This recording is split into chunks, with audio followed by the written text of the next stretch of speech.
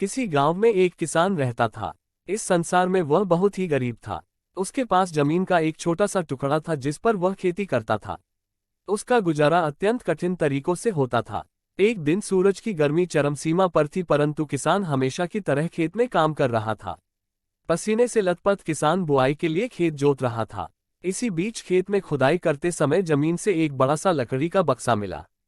किसान ने सावधानी से बक्से को निकाला। पहले तो उसके समझ में नहीं आया कि बक्से का क्या करे।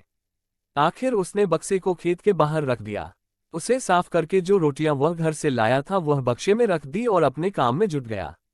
दोपहर को जब वह खाने के लिए रोटियां निकलने के लिए बक्से के पास गया तो हैरान रह गया। उसमें रोटियां ही रोटियां भरी हुई थी।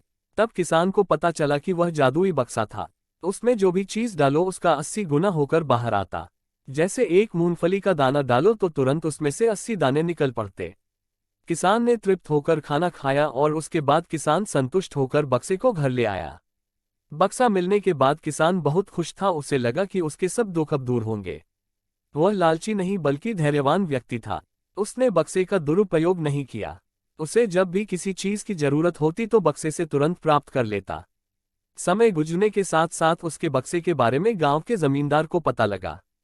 जमींदार बेहद लालची था और उसे लगा कि ऐसी ही जादुई चीज पर तो उसका अधिकार होना चाहिए। उसके आदेश पर जमींदार के लठेत किसान को पकड़ कर ले आए। उसने किसान को धमका कर कहा, बक्सा जिस भूमि से मिला से है वह मेरी जमींदारी में आती है, इसलिए बता उस बक्से पर किसका अधिकार बनता है।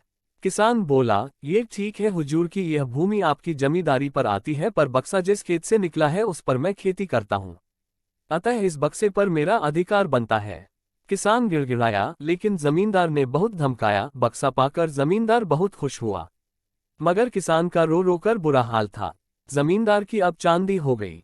वह जो चाहता बक्से में डालता और उसे कई गुना पाकर खुश हो जाता। कुछ लोगों ने जादुई बक्से की खबर मंत्री जी के पास पहुंचा दी।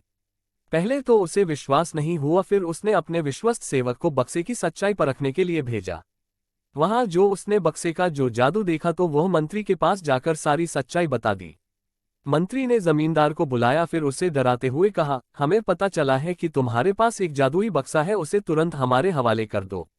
इसी जादुई बक्से को हाथ से निकलते हुए देखकर जमींदार की हालात खराब होने लगी। उसने मंत्री जी से बहुत विनती की पर मंत्री नहीं माना। बक्सा पाकर मंत्री मतवाला हो गया। विरोधियों को यह अच्छा मौका मिल गया। उन्होंने बक्से के साथ साथ मंत्री के निकम्मेपन की खबर भी राजा तक पहुंचा दी। बक्से की बात सुनकर राजा अधीर हो उठा।